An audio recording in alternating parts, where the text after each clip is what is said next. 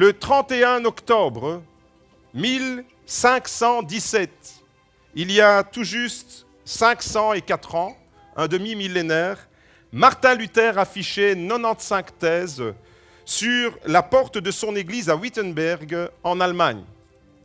Et ça a été un tournant extraordinaire pour l'Europe et pour le monde entier.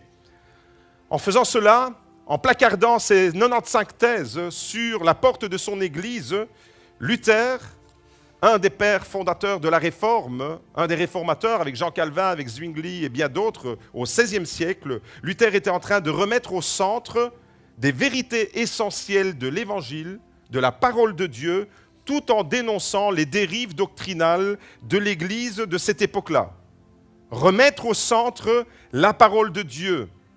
Remettre au centre la parole de Dieu, au centre de l'Église, au centre de nos vies. Et c'est de cela qu'il s'agira ce matin. Alors Luther a écrit ses 95 thèses en latin, c'était la langue de l'époque, mais très vite ces thèses ont été traduites en allemand et largement diffusées dans tout le pays, et tout le continent européen a été très vite touché par le retour à la parole de Dieu, tel que Luther avait redécouvert le message tellement simple de l'Évangile, et il a mis en avant, et ces thèses ont été diffusées grâce à l'imprimerie qui venait d'être inventée. Il n'y a pas de hasard avec Dieu, il n'y a que des bonnes coïncidences. Quelques décennies auparavant, Gutenberg avait inventé l'imprimerie. Jusque-là, les moines, les scribes recopiaient les textes à la main, mais à partir aux alentours de 1450, au XVe siècle, Gutenberg, en Allemagne, invente l'imprimerie. C'est l'ancêtre d'Internet, c'est l'ancêtre de la photocopieuse. Enfin bref, aujourd'hui, nous avons des Bibles imprimées. Aujourd'hui, nous lisons la Gazette. Enfin bref, tout ce qui est imprimé, eh bien, l'ancêtre de tout ça, c'est Gutenberg. Parce que jusque-là, c'était à la main. Et grâce à cette invention, vous voyez le timing de Dieu, grâce à cette invention de Gutenberg, quelques décennies avant Luther, eh bien Luther a pu bénéficier de cette invention afin que ses idées puissent être diffuses dans tout le continent européen. Et ça va changer l'histoire. L'histoire de l'Europe, ça va changer, ça va conditionner et ça va orienter la pensée des hommes différemment. Sortir des ténèbres du Moyen-Âge d'une certaine manière pour permettre à la lumière de l'Évangile de toucher chaque foyer. C'est un retour, autrement dit, avec Luther, un retour fondamental et nécessaire à la parole de Dieu. 31 octobre 1517, aujourd'hui nous sommes le 31 octobre 2021, il y a tout juste 504 ans. Et aujourd'hui encore, je pense que c'est vraiment vital et nécessaire, c'est un grand besoin. Il est nécessaire de revenir à la parole de Dieu, c'est fondamental et absolument nécessaire. Pourquoi ? Parce que la parole de Dieu, c'est la vie. Et on doit revenir à la parole de Dieu, sans cesse revenir. Et en tant qu'enfant de Dieu, en tant que chrétien, notre foi doit se construire sur base de la parole de Dieu. Et ne jamais s'en écarter. En Jean chapitre 6, verset 63, c'est Jésus qui dit « C'est l'esprit qui vivifie, la chair ne sert de rien, les paroles que je vous ai dites sont esprit et vie. » La parole de Dieu est esprit et vie. Lorsque vous écoutez la parole de Dieu, c'est l'esprit qui vous est communiqué, c'est la vie qui vous est communiquée. Et c'est Jésus lui-même qui le dit, mes paroles, les paroles que Jésus proclame sont esprit et vie. Et au verset 68, dans le même contexte, Pierre répond à Jésus, Seigneur, à qui irions-nous d'autre ? Tu as les paroles de la vie éternelle. C'est Jésus qui a la parole de la vie éternelle. La parole de Dieu, elle est vie, elle transmet la vie. Et en Jean, chapitre 17, verset 17, Jésus encore, il est écrit que la parole de Dieu est la vérité. Dans la prière que Jésus fait monter devant le Père, voilà ce qu'il dit, sanctifie-les, Père, sanctifie-les, il parle de nous. Sanctifie-les par la vérité, ta parole est la vérité. En Matthieu, chapitre 4, verset 4, toujours Jésus. L'homme ne vivra pas de pain seulement, mais de toute parole qui sort de la bouche de Dieu. Tous ces versets que je viens d'énumérer les uns après les autres, tous ces versets convergent vers la même chose, la même réalité. C'est que la parole de Dieu est vivante et elle nous communique la vie. La parole de Dieu nous permet de vivre. La parole de Dieu nous permet... L'Esprit de Dieu nous est communiqué. Quand c'est Dieu qui vous parle, l'Esprit de Dieu se communique à votre cœur. La parole de Dieu est esprit et vie, dit Jésus. Et j'aimerais ce matin que dans le cœur de chacun, il y ait la même attitude que Pierre. Mais Seigneur, à qui d'autre irions-nous ? C'est toi et toi seul qui as les paroles de la vie éternelle. Les paroles sont esprit et vie. Sanctifie-les par ta parole. Ta parole est la vérité. Sanctifie-les par la vérité. Ta parole est la vérité. L'homme ne vivra pas de pain seulement, mais de toute parole. Tu veux vivre. Tu ne dois pas seulement te nourrir de pain, de poisson et de viande, mais tu dois aussi et surtout, principalement, te nourrir de la parole de Dieu. 31 octobre 1517, Martin Luther remet en avant l'importance de la parole de Dieu dans un contexte du Moyen-Âge qui s'était tellement éloigné, tellement égaré, tellement parti à la dérive, tellement de doctrines qui, au XVIe siècle, avaient pris le devant et l'Église était contaminée par toutes sortes de faux enseignements et j'ai envie de dire rien de nouveau sous le soleil. Aujourd'hui encore, de façon différente, mais aujourd'hui encore, l'Église est menacée par ces dérives doctrinales. Et alors, Martin Luther, à travers la Réforme, va nous rappeler l'importance de revenir à la parole de Dieu, mettre en avant la parole de Dieu, combien c'est important pour notre foi, qui ne peut se construire que sur la parole de Dieu. La Bible dit que notre foi vient de ce qu'on entend et ce qu'on entend vient de la parole de Dieu. Donc si tu veux que ta foi soit solide, tu dois la développer. La foi n'est pas un sentiment religieux. La foi n'est pas une vague croyance qu'un Dieu existe, mais la foi est véritablement une expérience de confiance que je place dans un Dieu qui me parle et qui m'instruit et qui m'indique le chemin. C'est une relation de dépendance, la foi. Et la Bible nous dit que la foi vient de ce qu'on entend et ce qu'on entend vient de la parole de Dieu. Donc, la parole de Dieu, remettre au centre de nos vies. Et ce matin, je t'interpelle, toi, est-ce que la Bible, est-ce que la parole de Dieu est au centre de ton existence? Remettre la parole de Dieu au centre, c'est important pour notre foi, pour notre vie personnelle et pour apprendre à aimer et à connaître Dieu. Le hasard du calendrier veut qu'aujourd'hui, 31 octobre, à la même date que la commémoration de la Réformation, certaines personnes fêtent la mort au lieu de fêter la vie. Alors, je ne veux pas m'étendre sur Halloween, ce n'est pas le propos que je veux tenir ce matin, je ne veux pas entrer dans un débat stérile, je veux simplement rappeler l'importance pour les chrétiens d'être reliés à la vie, d'être connectés avec celui qui est la source de la vie. Et je veux m'appuyer symboliquement sur le calendrier. Le, entre guillemets, hasard du calendrier veut que le 31 octobre, on se rappelle que Luther a réformé l'Église en mettant l'Église, la parole de Dieu, au milieu du village. Et à la même date, certaines personnes, animées par un autre esprit, vont célébrer la mort, les ténèbres, plutôt que d'aller vers celui qui est la lumière du monde. Et j'aimerais m'appuyer sur cette tension qu'il y a en ce jour, 31 octobre 2021, alors que nous sommes là, nous, en train de célébrer Dieu, en train de louer Dieu, en train de mettre en avant le Dieu de la vie, le Dieu qui nous donne la vie à travers sa parole, à travers tout ce qu'il a accompli, à travers les bénédictions qu'il veut déverser sur chacun de nous. Nous mettons en avant le Dieu de la vie. Au même moment, autour de nous, il y a plein de gens qui célèbrent la mort et les ténèbres. Et je vais m'appuyer là-dessus pour vous faire comprendre d'une certaine manière que nous sommes constamment dans la vie, et pas seulement le 31 octobre, mais dans notre vie de tous les jours. Nous sommes constamment tiraillés entre la vie d'un côté et la mort de l'autre. Je me souviens, quelques années en arrière, je visitais une maman qui venait d'accoucher à la maternité de Beaudour. Et lorsque je suis allé dans cet hôpital ici à Beaudour, juste 200 mètres derrière l'église, j'étais vraiment impressionné de voir que la maternité de l'hôpital de Beaudour, elle se trouve juste en face, peut-être que maintenant ça a changé, mais elle se trouve juste en face de la morgue. Et j'étais scandalisé presque, parce que je me dis, mais il y a des mamans qui mettent au monde la vie, les bébés viennent là, dans ce lieu, et juste en face, on voit sortir des cercueils et la mort. Et pour moi, ça a été comme une révélation. Je dis, la mort et la vie se font un face-à-face, d'une certaine manière. Et on est constamment, dans notre vie de tous les jours, confrontés à la mort et à la vie. Vous savez, la vie est tellement précieuse, tellement merveilleuse, tellement un don de Dieu extraordinaire, mais la mort n'est jamais loin. Tu prends ta voiture et tu roules sur une route à deux sens, et puis quand tu croises des voitures qui viennent à 90 km/h dans le sens inverse, il suffit d'un dérapage d'un demi-mètre, et peut-être que c'est l'accident fatal. Et on est constamment confronté face à face, la vie et la mort. Voyez comment ça se côtoie, non seulement à l'hôpital de Beaudour, où la maternité et la morgue sont face à face, mais dans notre vie de tous les jours. Le 31 octobre, nous célébrons la vie, d'autres célèbrent la mort.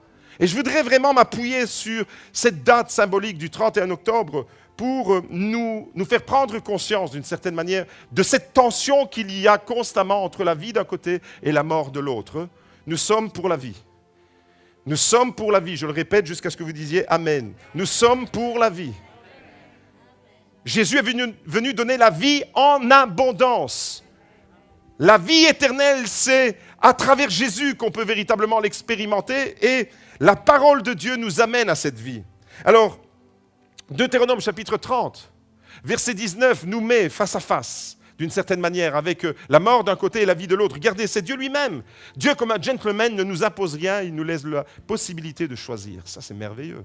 Tellement que Dieu nous aime, il nous donne la possibilité de choisir. Il n'y a pas de contrainte. Il dit, j'ai mis devant toi la vie et la mort, la bénédiction et la malédiction. Choisis la vie afin que tu vives, toi et ta descendance, pour aimer. Voilà le but de ton existence. Choisis la vie pour aimer, pas la vie pour la vie. C'est pas j'aime la vie, ça n'a rien à voir avec ça.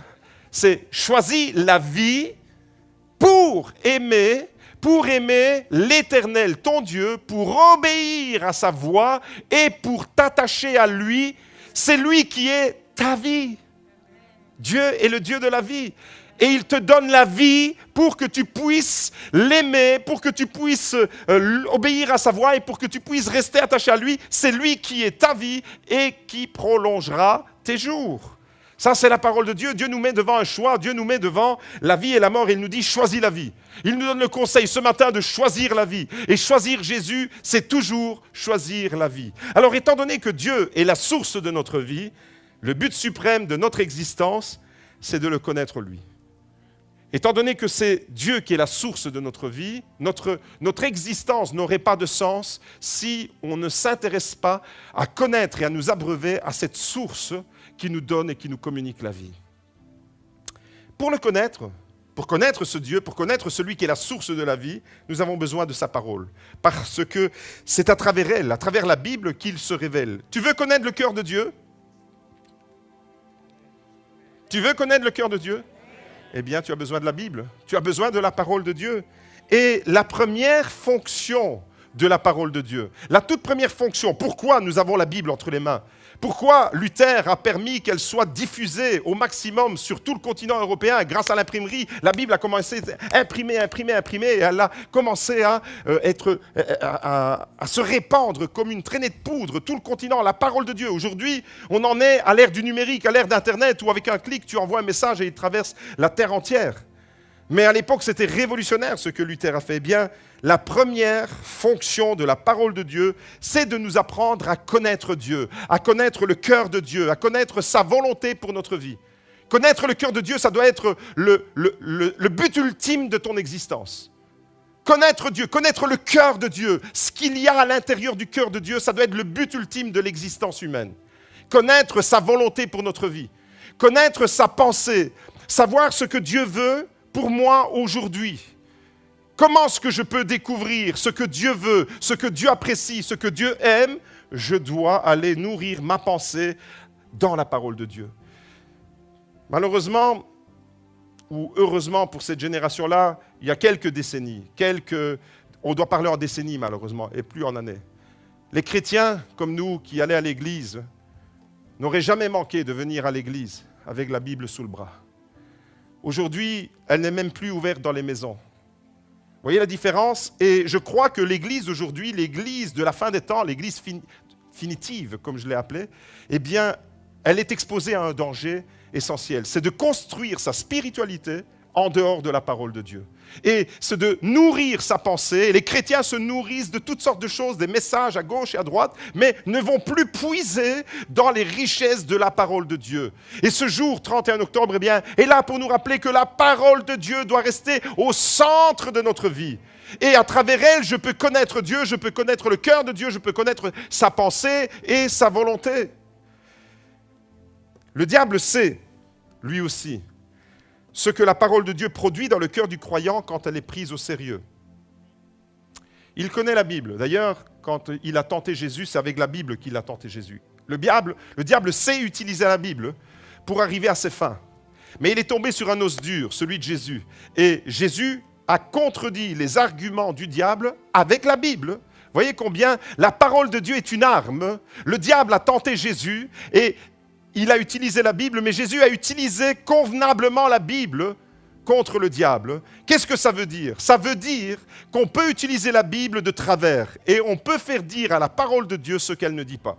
Et donc il y a vraiment un esprit qui doit nous conduire dans l'interprétation de la parole de Dieu. C'est l'esprit qui l'a inspiré. Le diable, lui, n'avait pas l'esprit qui avait inspiré la Bible.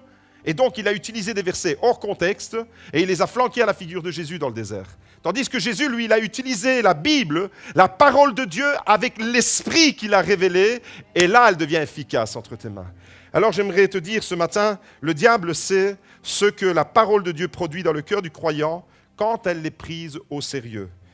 Et il sait que la parole de Dieu est notre nourriture spirituelle. On a besoin d'être nourri, comme ton corps a besoin de nourriture, matin, midi et soir, tu manges 3 fois par semaine parce que tu... Ça, c'est mon rêve, ça, de manger 3 fois par semaine. Malheureusement, je mange 3 fois par jour. Et des fois, entre les repas, ça m'arrive de grignoter. Ton corps a besoin d'être nourri, pas gavé, nourri. Attention à ce que vous dites et comment vos regards se posent sur moi. Ton corps a besoin d'être nourri, ton esprit a besoin d'être nourri. Et le diable sait que la parole de Dieu est notre nourriture spirituelle, qu'elle fortifie les chrétiens. Est-ce que la Bible vous fortifie? Le diable le sait. Le diable sait que l'effet de la parole de Dieu sur le peuple de Dieu, il connaît ces choses-là. Il est dans un monde spirituel et il sait l'effet que produit la parole de Dieu. Il sait que quand on la prend au sérieux, la Bible, pas quand on joue aux chrétiens. Le diable, il se moque de ceux qui jouent aux chrétiens. Il fait comme ça. Il nous éjecte 4 kilomètres plus loin. Mais quand on prend au sérieux dans notre vie la parole de Dieu, quand on respecte la parole de Dieu pour ce qu'elle est, le diable sait l'effet qu'elle produit dans le cœur de ce croyant, de ce chrétien. Et il sait que la Bible, la parole de Dieu, nous permet de remporter des victoires. Tu veux remporter des victoires spirituelles, tu es en conflit dans ton couple, vis la Bible. Tu vas remporter des victoires parce que la parole de Dieu, elle est puissante. Le diable le sait et il sait surtout que la parole de Dieu a la possibilité de nous conduire à la vie éternelle. Et son objectif, c'est de nous détourner de cela. Il sait que la parole de Dieu nous conduit à la vie éternelle parce qu'elle nous connecte avec le cœur de Dieu. Et donc, qu'est-ce qu'il va faire? Pour cette raison, eh bien, depuis le début de l'histoire, depuis le début de l'humanité, le diable va attaquer la Bible. Le diable va attaquer la parole de Dieu. Et il ne cesse d'attaquer l'autorité de la parole de Dieu. Ça commence très tôt. Dans l'histoire de l'humanité, ça commence dans le Jardin d'Éden. C'est déjà là que le diable va attaquer la parole de Dieu. On va découvrir quelques textes dans le livre de la Genèse. Et on va découvrir que le diable procède avec subtilité. Il va y aller graduellement et par paliers pour saper l'autorité de la parole de Dieu dans le cœur du croyant. Il a une stratégie qu'on va découvrir ensemble. Et aujourd'hui, eh bien, il continue. Ce qu'on va découvrir dans le Jardin d'Éden, aujourd'hui, ça continue dans le cœur des croyants. Il continue à faire la même chose. Dieu parle, le diable relativise ce que Dieu dit. Dieu parle, le diable déforme ce que Dieu dit. Dieu parle et le diable fait entrer le doute dans le cœur du croyant. Dieu affirme et le diable détourne la pensée des chrétiens. Son objectif, c'est de nous couper les ressources et l'alimentation spirituelle des enfants de Dieu. Ça, c'est l'objectif. L'objectif pour fabriquer, pour modeler un chrétien fort, le diable sait que la Bible sera indispensable, la parole de Dieu sera indispensable. Par contre, pour fabriquer des chrétiens qui ne tiennent pas la route, hyper légers, au premier coup de vent, ils décollent, eh bien, le diable sait que on peut chanter tout ce qu'on veut, mais si la parole de Dieu n'est pas notre ancrage, notre nourriture spirituelle, le diable le sait aussi. Et il veut nous déconnecter de la pertinence et de la puissance de la parole de Dieu. C'est sa stratégie. On découvre ça déjà dans le Jardin d'Éden. pour y parvenir, parce que son objectif, c'est de nous couper les vivres, les ressources. À partir du moment où vous coupez les vivres, les ressources d'un peuple, ce peuple va dépérir. Vous êtes d'accord avec moi? Si, imaginons un pays qui n'a aucune ressource première et qui dépend des autres pays pour faire venir toutes sortes de vivres. Maintenant, les autres pays vont fermer les verrous. Il n'y a plus rien qui passe. Eh bien, très vite, les magasins, les rayons dans les magasins vont être vides, les étagères vont commencer à être vides de plus en plus, et très vite, le peuple va s'appauvrir et il va dépérir. Pourquoi? Parce qu'on aura coupé les vivres et les ressources. L'alimentation. Et là, c'est exactement la même chose dans le domaine spirituel. Le diable sait très bien, parce qu'il redoute une église forte. Et donc, qu'est-ce qu'il va faire? Il va attaquer la parole de Dieu. Et on découvre ça dans Genèse 2, au verset 16, on découvre ce que Dieu, dans le jardin d'Éden, avait dit, la parole de Dieu à Adam et Ève, nos ancêtres. L'Éternel Dieu donna ce commandement à l'homme. Donc il parle, Dieu parle, et Dieu parle à l'homme, et il lui donne ce commandement. Tu pourras manger de tous les arbres du jardin, mais tu ne mangeras pas de l'arbre de la connaissance du bien et du mal, car le jour où tu en mangeras, tu mourras. Je vous pose une question. Est-ce que Dieu a parlé? Oui. Dieu a donné un commandement à Adam et Ève. Il transmet sa pensée, il transmet sa parole. Il dit, tu pourras manger. Et c'est un commandement, ce n'est pas un conseil, ce n'est pas un avis, c'est vraiment un commandement. Tu pourras manger de tous les arbres du jardin, mais tu ne mangeras pas de l'arbre de la connaissance du bien et du mal, car le jour où tu en mangeras, tu mourras. Genèse chapitre 3, verset 1. Le serpent était le plus rusé de tous les animaux des champs que l'Éternel Dieu avait fait. Il dit à la femme, derrière le serpent, c'est le diable qui se cache. Il dit à la femme, Dieu a-t-il réellement dit? Dieu a-t-il réellement dit, vous ne mangerez pas de tous les arbres du jardin? Première stratégie, qu'est-ce qu'il fait? Première stratégie, le diable relativise ce que Dieu a dit, il remet en question ce que Dieu affirme et il insinue, il fait entrer le doute. Il va semer le doute. Dieu avait parlé à Adam et Ève. Dieu avait dit textuellement, tu pourras manger de tous les arbres, tous les fruits, mais celui de la connaissance du bien et du mal, tu n'en mangeras pas, car le jour où tu en mangeras, tu mourras. Dieu l'avait dit. Et maintenant, le diable vient, et qu'est-ce qu'il fait? Quelle est sa stratégie? Vous avez remarqué la subtilité qu'il utilise? Il vient, il ne l'attaque pas de front dans un premier temps. Il vient te poser une question, il vient te titiller. T'es sûr que tu as bien compris ce que Dieu a dit? T'es sûr que c'est vraiment ça? Est-ce que Dieu a vraiment parlé comme ça? Est-ce que Dieu a vraiment dit ça? Et en faisant ça, qu'est-ce qu'il fait? Il suscite un questionnement intérieur chez la femme. La femme va commencer à argumenter, à réfléchir, etc.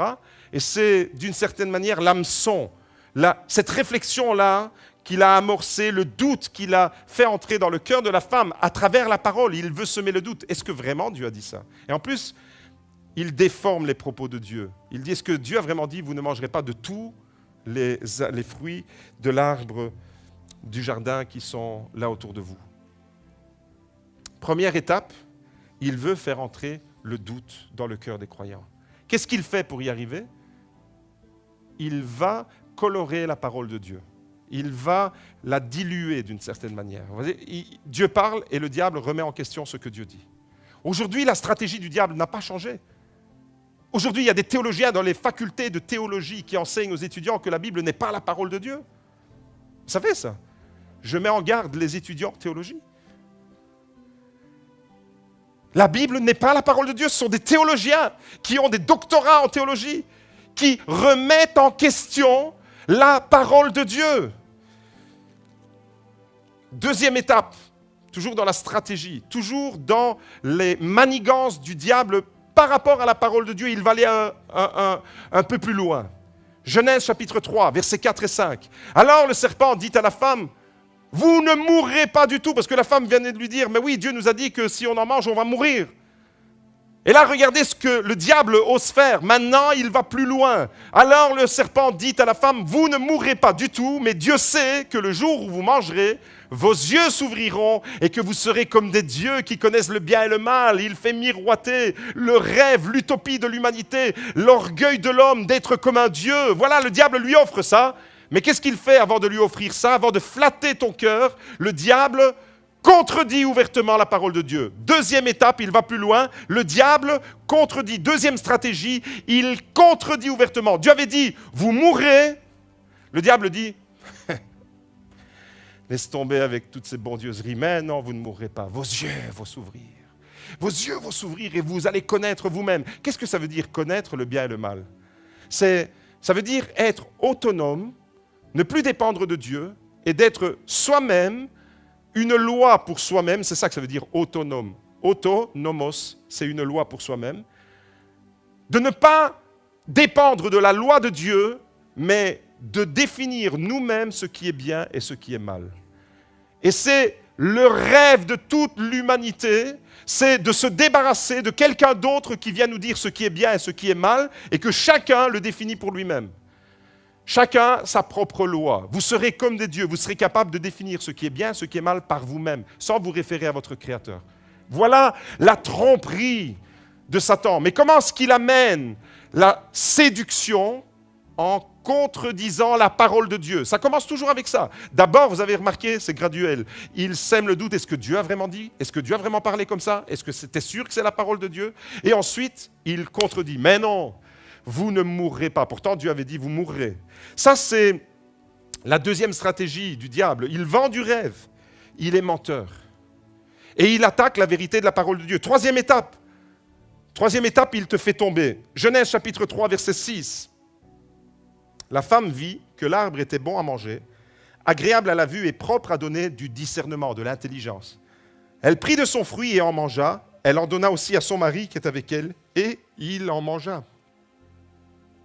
La femme regarde maintenant ce que Dieu avait interdit, elle le regarde avec un autre regard. Elle pose un regard intéressé. Elle voit qu'il est bon à manger. La tentation, c'est jamais quelque chose qui va vous horripiler. L'ennemi va toujours faire miroiter des choses qui semblent être attrayantes à tes yeux. Un bon gâteau, là, plein de crème fraîche et des fraises. Il sait que c'est mon préféré, là, avec la crème fraîche et avec la chantilly. Il ne va pas venir mettre du vol-au-vent devant moi. Ça ne marche pas. Ça ne marche pas avec le vol-au-vent. Il ne pourra pas me faire tomber parce qu'il sait que le vol-au-vent, je lui lance à la figure. Et donc, c'est toujours avec quelque chose qui semble être bon, attractif, attrayant. Regardez la femme comme elle regarde maintenant, comme elle pose son regard sur ce que Dieu avait proscrit. Elle voit qu'il est bon à manger, il est agréable à la vue. Il y a des grands publicitaires qui ont utilisé cette histoire du jardin d'Éden avec sensualité pour présenter leur publicité avec la tentation du serpent et Ève pour présenter un parfum. La tentation, tu ne peux pas résister à cette tentation-là. Voilà la femme qui voit maintenant ce que Dieu avait dit, la parole de Dieu avait dit que ça allait conduire à la mort. Maintenant, elle le voit comme quelque chose de bon, d'agréable, propre à donner du discernement. Et donc, le piège est tendu, bingo, elle tombe dedans, elle et son mari. La tentation, troisième étape, par la tentation, le diable parvient à détourner des hommes et des femmes de la volonté de Dieu, par la tentation. Et son objectif, c'est quoi? C'est de te déconnecter de Dieu. Comment est-ce qu'il y est arrivé? Par étapes. Subtilement, il commence à secouer tes fondations. Il commence à remettre en question. Des prédicateurs dans les églises prêchent et relativisent la parole de Dieu. Des prédicateurs, des pasteurs ou des futurs pasteurs prêchent sans prendre au sérieux la parole de Dieu, tout en considérant que la Bible n'est pas la parole de Dieu. Martin Luther me rappelle l'église au milieu du village, 31 octobre. Je ne peux pas vivre ma vie spirituelle si la parole de Dieu n'est pas au centre de ma vie et si je ne la prends pas au sérieux. Et dans la stratégie qu'on vient de découvrir en 3 paliers, eh bien, tout a commencé en relativisant les choses. Tout a commencé en relativisant la parole de Dieu. Hier, j'encourageais un frère au téléphone qui me disait, j'étais poussé à l'appeler, le Saint-Esprit m'a vraiment mis à cœur de l'appeler. Et d'ailleurs, il pensait que je l'appelais parce que je voulais lui demander quelque chose, mais je voulais simplement avoir de ses nouvelles. Et je l'ai encouragé et ce frère me disait, j'ai l'impression que je suis attaqué en ce moment.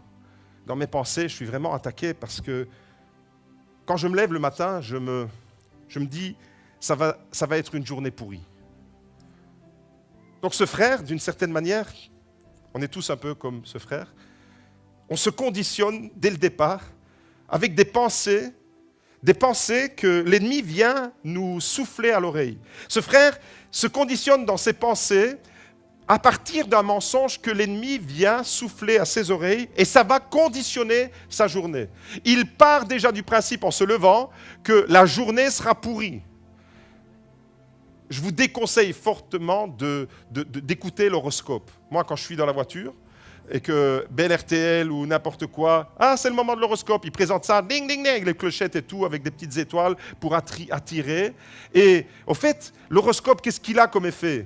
Il a comme effet de conditionner ta pensée sur ta destinée à partir d'une parole qui vient d'ailleurs. Quelqu'un a décidé que tous ceux de ce signe du zodiaque allaient passer une journée pourrie. Tu es déjà flingué d'avance, tu te conditionnes, tu rentres dans ta journée avec l'idée que ta journée, elle sera pourrie. Tu as laissé ta pensée être contaminée par une parole qui ne vient pas de Dieu. L'horoscope, la voyance, les médiums, tout ça vient de la même source, ça vient du diable. Donc n'écoute pas, surtout pas. Et moi, soit je coupe la radio. Faites pas comme ma femme, une fois, il y avait monsieur, je ne sais pas comment, qui passe à la télé, et pour empêcher ça, elle ne savait plus comment faire, et elle a mis sa main devant la télécommande pour empêcher qu'on voit.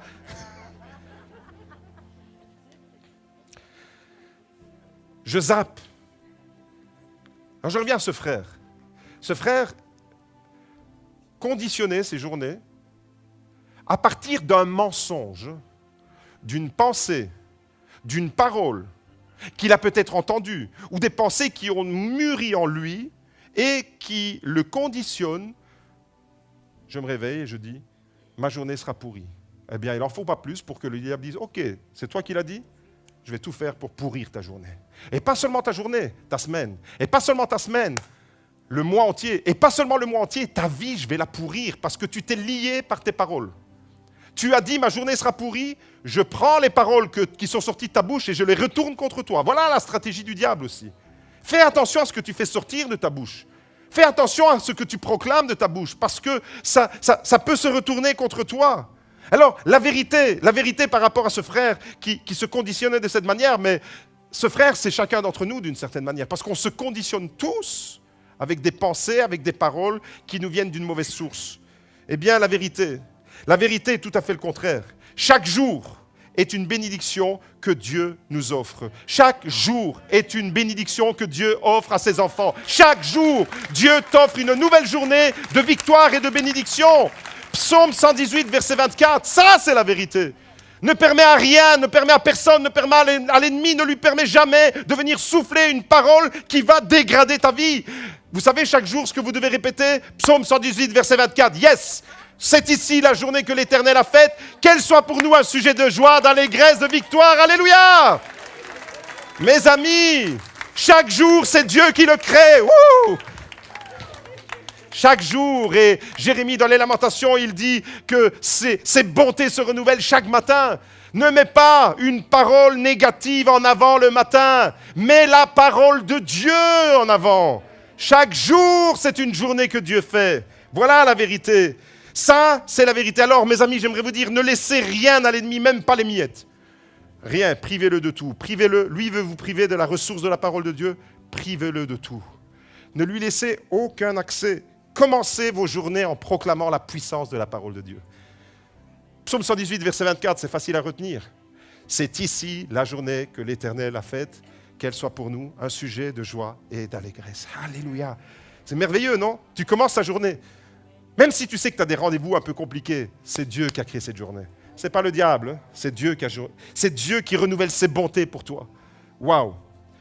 Et quand tu fixes ta pensée alors sur la parole de Dieu, sur la vérité qui vient de Dieu, tu es sûr que tu vas passer une excellente journée.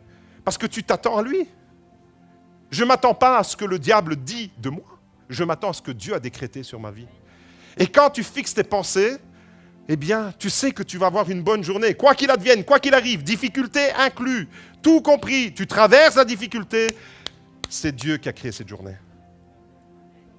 Dis-le à ton voisin, il n'a pas compris. C'est Dieu qui a créé pour toi cette journée. Il a créé pour toi cette journée. Rien que pour toi, il l'a créée. Et elle doit être pour toi un sujet de joie et d'allégresse. Waouh! Mes amis, Dieu nous fait des promesses extraordinaires, oui ou non? Il nous fait des promesses extraordinaires, mais l'ennemi veut nous rendre amnésiques. Comme il a fait avec Ève. Il nous rend amnésiques. Il nous prive de notre mémoire. Il veut nous couper de notre ravitaillement. Et comment est-ce qu'il procède? En sapant l'autorité de la parole de Dieu. Il veut nous priver de la puissance de la parole de Dieu. Alors, qu'est-ce qu'il va faire? Il va changer la source et nous priver de nos ressources. J'ai envie de te dire ce matin, quand ça dégringole dans ta vie, c'est parce que la parole est attaquée et elle est délaissée. Mais quand ça décolle dans ta vie, c'est parce que la parole de Dieu est respectée. Quand ça dégringole, c'est parce que la parole de Dieu n'est plus au centre de ta vie. Quand ça décolle spirituellement, tu as envie de décoller spirituellement? Alors il faut respecter la parole de Dieu pour ce qu'elle est, la prendre totalement pour ce qu'elle est, ne jamais la relativiser, ne jamais la diminuer en intensité. Les promesses de Dieu, voyez-vous, sont oui et amen. Quand Dieu fait une promesse, quand Dieu dit, la chose arrive, parce que c'est Dieu, parce que ce n'est pas un homme. Les promesses de Dieu sont accessibles aujourd'hui encore, les promesses de Dieu sont actuelles et elles sont efficaces. Mais depuis la nuit des temps, depuis le jardin d'Éden, depuis l'épisode avec Adam et Ève, l'ennemi utilise les mêmes méthodes, les mêmes stratégies pour nous faire tomber. Alors écoutez bien ceci. Le manque de connaissance de la vérité nous expose à de grands dangers. Quand tu ne connais pas la vérité, tu es exposé à de grands dangers. Pourquoi? Parce que tu as perdu tes repères. Tu as perdu des repères. Encore une fois, je m'en garde aux étudiants en théologie. Tu vas entendre des courants philosophiques qui vont bousculer ta foi. Tu vas entendre des théologiens de théologie dogmatique, systématique, etc. relativiser la parole de Dieu. Tu vas entendre tout ça. Alors si tu ne connais pas la vérité de la parole de Dieu, eh bien, tu peux être bousculé, tu peux être ébranlé. Pire encore, tu peux faire entrer le doute dans ton cœur et puis t'éloigner, te refroidir par rapport à cette parole. Regardez ce que le prophète Osée déclarait déjà il y a quelques siècles. Mon peuple périt parce qu'il lui manque la connaissance. Osée, chapitre 4, verset 6. Dieu ne dit pas mon peuple périt parce que le diable est plus fort. Jamais il le dit. Nous sommes plus que vainqueurs par celui qui nous a aimés. Ça, c'est la vérité. Si tu es un enfant de Dieu, tu es dans la main de Jésus. Et vous savez où il est le diable par rapport à Jésus?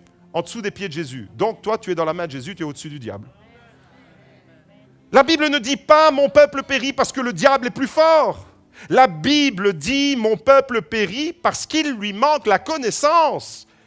Comprenez pourquoi je vous titille avec le mardi, venez à l'étude biblique? Parce que ta foi, elle doit être ancrée dans la vérité, parce que les temps que nous allons traverser vont toujours être plus troubles et la stratégie du diable ne change pas et la parole de Dieu sera toujours plus attaquée, toujours plus relativisée et contredite jusqu'au point que des prédicateurs et des théologiens affirment tout à fait le contraire de ce que Dieu dit dans sa parole. Je me rappelle d'un jour quelqu'un qui avait dit ça et c'était vraiment super et c'était extraordinairement bien dit. Vous savez c'est quoi la théologie? La théologie, c'est l'art de dire des choses compliquées, l'art de dire les choses simples que Dieu a dites de façon compliquée. Dieu a parlé simplement dans sa parole et plein de philosophes, plein de théologiens vont commencer à élaborer des concepts, etc. Alors c'est bien, moi je suis théologien, donc c'est un théologien qui vous parle, je peux parler sur moi. Mais c'est ça en réalité la théologie. Jamais, jamais, jamais un courant philosophique humain, jamais une pensée humaine, jamais n'importe quoi doit venir atténuer l'autorité de la parole de Dieu. Jamais. Sous mes pieds, dans le béton, il y a une Bible qui a été coulée lors de la fabrication de cette église. Les fondations de notre foi, la parole de Dieu. Tu veux être fort? Mon frère, ma sœur, ce matin, je m'adresse à toi. Tu veux être fort? Nourris-toi de la parole. Tu veux être encore plus fort? Nourris-toi encore plus de la parole. Tu veux remporter des victoires? Nourris-toi toujours de la parole. Tu veux être inébranlable? Tu veux avoir une alimentation convenable et saine pour te développer? Nourris-toi, mange la parole de Dieu, mange-la. Mange-la, dévore-la. Tu ne feras jamais une indigestion avec la parole de Dieu. Jamais. Elle est la nourriture pour ton âme. 31 octobre 1517, Luther remet l'église au milieu du village et la Bible au milieu de l'église. Résultat, la réforme a été un grand réveil pour l'Europe et pour le monde entier.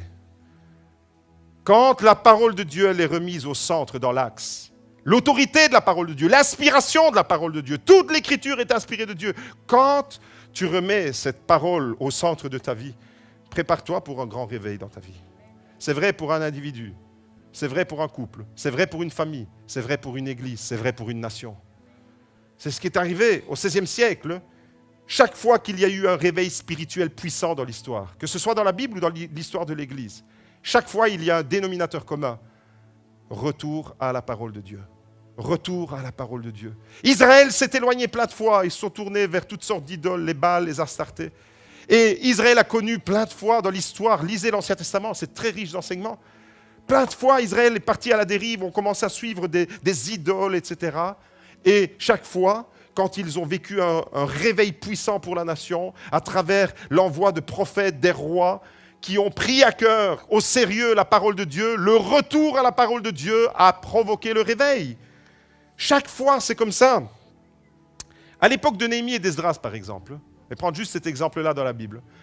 Néhémie et Esdras ont connu, Israël a connu un réveil puissant. Après le désastre de l'exil, après la destruction de Jérusalem, le temple a été détruit. Pendant plus de 70 ans, ils sont restés à Babylone, loin du pays promis, de la terre promise, de la ville sainte de Jérusalem. Enfin bref, c'était le désastre. Dans l'Ancien Testament, la période la plus sombre pour l'histoire des Juifs, c'est l'exil à Babylone. Ils avaient tout perdu, tout leur repère, Dieu, le temple, tout, waouh!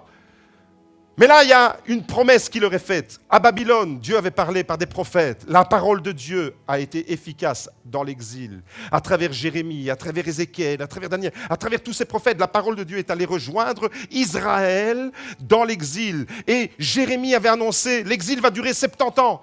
Mais vous allez revenir à Jérusalem, vous allez reconstruire le temple et vous allez à nouveau être cette nation dont Dieu a créé la louange et l'adoration. Et le temple de Jérusalem va être reconstruit, les murailles vont être relevées. Tout ça nous est relaté dans l'histoire de Néhémie et d'Esdras. C'est merveilleux de voir la résurrection, le réveil spirituel de la nation. Waouh!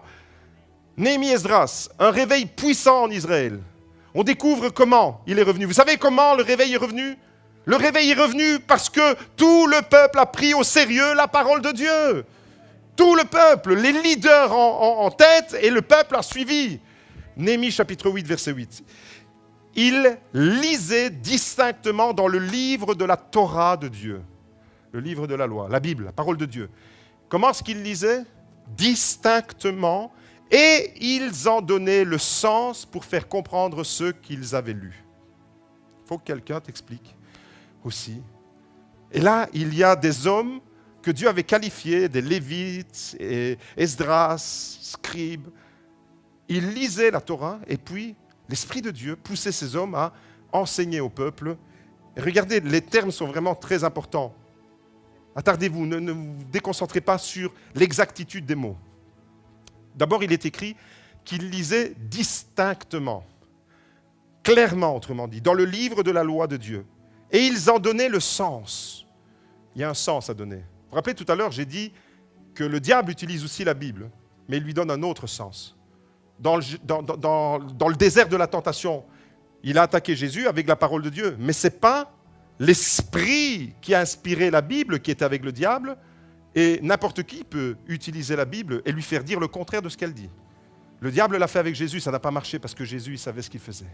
Et ici, encore une fois, on retrouve cette notion de donner le sens. C'est ça l'exégèse, c'est ça expliquer les textes. C'est donner le sens pour faire comprendre ce qu'ils avaient lu. Vous voyez, tous les mots sont vraiment importants. Ils lisent distinctement, ils donnent le sens pour faire comprendre. Il faut que le peuple comprenne ce que la parole de Dieu elle dit. Verset 9, Néhémie, le gouverneur, Esdras, le sacrificateur scribe, et les Lévites qui enseignaient le peuple dirent à tout le peuple, « Ce jour est consacré à l'Éternel votre Dieu. Ne soyez pas dans le deuil et dans les pleurs, car tout le peuple pleurait en entendant les paroles de la loi. » Tout le peuple pleurait. Verset 12, tout le peuple s'en alla pour manger et boire, pour envoyer des parts et pour se livrer à de grandes réjouissances, car ils avaient compris les paroles qu'on leur avait expliquées. Ils avaient enfin compris. Résultat, j'ai envie de dire, waouh, quelle émotion! J'ai envie de dire, waouh, quelle joie, quelle puissance. Ils comprennent la parole de Dieu et au moment où ils comprennent, au moment où l'Esprit de Dieu parle, au moment où la parole de Dieu elle devient limpide, il y a une émotion qui envahit tout le peuple, ils se mettent à pleurer. Au moment où ils entendent la parole de Dieu, ils étaient émus. Ils étaient émus d'entendre la parole de Dieu. Ils étaient émus de comprendre la parole de Dieu. Ils étaient émus et tellement émus qu'ils ont fait une fête, une giga fête. Ils ont mangé, ils ont bu. C'est bon ça quand on mange et quand on boit. Ils ont mangé, ils ont bu, ils se sont réjouis, ils ont envoyé des parts à tous ceux qui n'en avaient pas. Pourquoi? Ils se sont livrés à de grandes réjouissances. Pourquoi? Qu'est-ce qui réjouit mon cœur ce matin? Car ils avaient compris les paroles qu'on leur avait expliquées. Quand tu comprends la parole de Dieu, il y a la fête dans ton cœur. Waouh! Quand la parole de Dieu est replacée au centre de ta vie, quand il y a une soif de Dieu intense comme ce peuple, quand le peuple de Dieu se prosterne et adore, quand le fait de comprendre la parole de Dieu réjouit ton cœur plus que tout, alors tous les ingrédients sont réunis, sont rassemblés pour vivre le réveil. Voilà pourquoi ils ont vécu le réveil. Tous les ingrédients étaient rassemblés. La parole de Dieu, elle était là au centre. Quelqu'un leur expliquait, ils comprenaient. L'émotion envahit le cœur de chacun. Des larmes sur le visage. Et j'ai une question pour toi ce matin. Toi qui, semaine après semaine, tu entends la parole de Dieu. Es-tu encore ému quand tu entends la parole de Dieu? Es-tu encore ému quand tu comprends l'amour de Dieu? Es-tu encore ému quand Dieu te parle, quand Dieu vient mettre une parole dans ton cœur? Cette parole qui te relève. Pas la parole de l'horoscope qui te dit ta journée sera pourrie, mais la parole de Dieu qui te dit c'est la journée que j'ai faite et elle est pour toi un sujet de joie et d'allégresse. Tu peux te réjouir, c'est le jour de l'Éternel. Quand Dieu te parle, est-ce qu'il y a encore de l'émotion? Certains théologiens ont dit attention, tout ce qui est émotif, il faut l'écarter parce que les émotions, c'est vacillant. Non, Dieu nous a créés avec nos émotions. C'est Dieu qui m'a créé avec des sentiments, avec des émotions. Et je dois pouvoir vivre ma relation avec Dieu intellectuellement, avec mon intelligence, mais aussi avec mes émotions. Je ne suis pas un robot, je ne suis pas une machine, je ne suis pas un ordinateur. J'ai des émotions. Je sais m'émouvoir, je sais me réjouir. Et là, on voit les deux composantes. L'émotion était au paroxysme. On leur lisait la Bible. Mes amis, la Bible, simplement. On leur lisait la Bible et on leur expliquait. Et les larmes coulaient de leurs yeux. Le jour où ça arrive à Beaudour, on est dans le réveil. Le jour où ça arrive à Beaudour. Le jour où il y a quelqu'un qui est assis là gentiment, je prêche, et puis tout d'un coup, ouais! Cette personne vient de comprendre une vérité. Le jour où ça arrive, on est en train de vivre le réveil. On va nous prendre pour des fous. On s'en fout.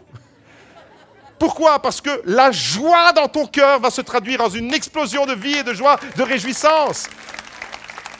Tu sais ce que tu vas faire quand tu comprends la parole de Dieu, quand tu comprends la pensée de Dieu. Tu sais ce que tu fais? Tu organises une fête, tu fais à manger, tu distribues des parts, tu envoies un pasteur à manger, à boire. 3 fois par semaine seulement. Quand tu comprends la parole de Dieu, l'émotion, la réjouissance, la puissance de la parole de Dieu. Voilà le réveil. Et dans l'histoire de l'Église alors?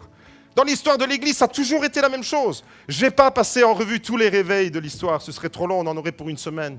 C'est un cours en soi. Mais rien que quelques épisodes. Dans l'histoire de l'Église, c'est la même chose. Chaque fois qu'il y a eu un réveil, c'est parce que la parole de Dieu était au centre de ce réveil, au centre de cet événement. Au XVIIIe siècle, le réveil méthodiste a vu le jour avec un homme, John Wesley, qui a remis en avant et au centre la parole de Dieu. Un réveil puissant a envahi. Mes amis, j'aimerais vous dire que ce qui est arrivé au XVIIIe siècle avec John Wesley continue d'arriver aujourd'hui, chaque fois que tu prends la parole de Dieu au sérieux. 1906, Los Angeles, Azusa Street. Le réveil pentecôtiste a vu le jour. Pourquoi?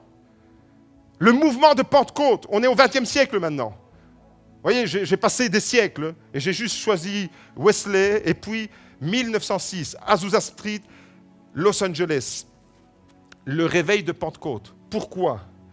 Parce que des pasteurs parce que des chrétiens, parce qu'une église entière a pris au sérieux les promesses de Dieu relatives au Saint-Esprit. Non, le Saint-Esprit, ce n'est pas pour l'église d'avant. Le Saint-Esprit est toujours présent dans l'église aujourd'hui.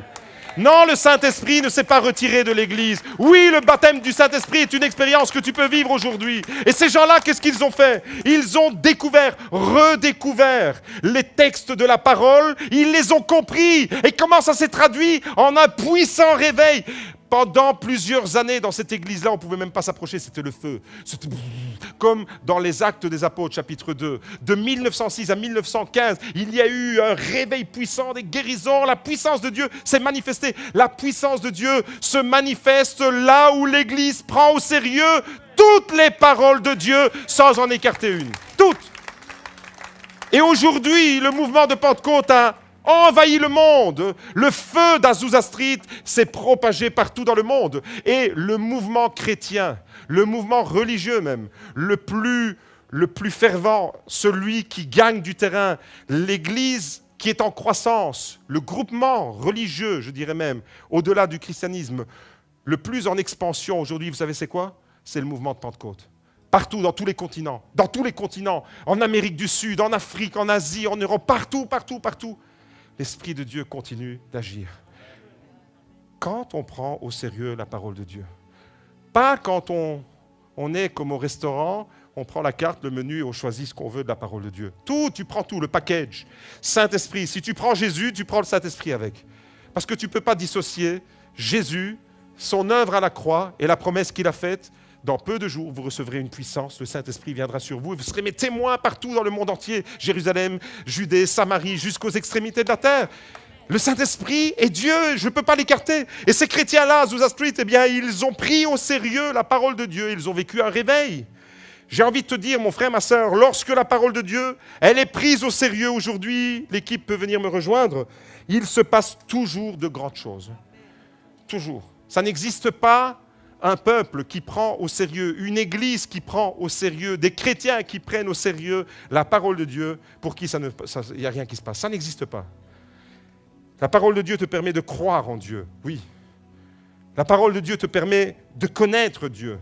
La parole de Dieu te permet de l'aimer et de le servir. Alors mon frère, ma sœur, j'aimerais te laisser avec ces 3 précieux conseils.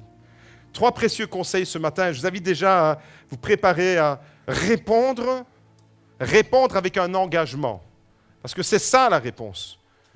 J'ai dit tout à l'heure que tant que je ne vous verrai pas des larmes sur vos visages, je continuerai à prêcher de cette façon jusqu'à ce que le Saint-Esprit puisse véritablement convaincre les cœurs de chacun. Quand j'entends la parole de Dieu, quand je la comprends, je suis ému. Et en même temps, je suis réjoui. Je te laisse 3 précieux conseils ce matin. Le premier conseil, c'est ne te contente pas de croire en Dieu. Apprends à le connaître. Tout le monde peut croire en Dieu. La Bible dit même que les démons croient et ils tremblent. Le fait de croire en Dieu ne changera pas ta vie. Le fait d'apprendre à le connaître, ça va changer ta vie. Comment est-ce que tu peux le connaître? Est-ce que vous l'avez sous la main? Montrez-la moi, votre Bible. Prenez l'habitude de venir avec votre Bible. Même si elle est sur votre smartphone, montrez-moi votre smartphone. Vous savez, j'aime la technologie, mais je ne changerai jamais ma Bible en papier pour rien au monde. Je l'ai dans mon téléphone, mais c'est celle-ci que je côtoie. C'est celle-ci que je dévore. Alors, mon frère, ma sœur, premier conseil, ne te contente pas dans cette église de croire en Dieu, parce que j'ai envie de dire, tu ne serais pas mieux que les démons. Les démons, eux aussi, ils croient, mais ils tremblent. Apprends à connaître Dieu. Apprends à vouloir toujours plus découvrir son cœur. Comment je peux le faire? À travers sa parole. Deuxième conseil précieux, ne te contente pas de le connaître, apprends à l'aimer. Va plus loin. Si le diable a utilisé une stratégie en progression, eh bien, utilise une stratégie en progression pour te rapprocher de Dieu. Tu crois en Dieu, c'est bien, mais c'est pas assez. Apprends à le connaître. Tu apprends à le connaître, c'est bien, mais c'est pas assez. Apprends à l'aimer. Et comment est-ce que je peux aimer toujours plus Dieu à travers ce que je découvre, les expériences que je vais vivre, le réveil qu'il va apporter dans ma vie, sa présence, son amour. Quand son amour envahit mon cœur, quand je plonge dans sa parole, il me remplit de son amour. Et je vais pouvoir l'aimer davantage. Troisième conseil, et je termine avec celui-là, ne te contente pas de l'aimer, apprends à le servir. Apprends à le servir. Je place le service après l'amour parce qu'on peut malheureusement servir sans aimer. Et c'est tellement important de respecter l'ordre. D'abord, j'aime Dieu et ensuite je peux le servir. Parce que si je sers Dieu sans l'aimer, sans le connaître, je suis un religieux qui preste des performances dans l'Église. Ce n'est pas de cela qu'il s'agit. D'abord, tu crois en lui parce que tu dois croire qu'il existe. Ensuite, tu apprends à le connaître. Ensuite, tu apprends à l'aimer. Et ensuite, tu apprends à le servir. Et ta vie, elle est comblée. Et quand tu te lèves le matin, tu ne dis plus « ma journée va être pourrie, mais je sais pourquoi je vis ».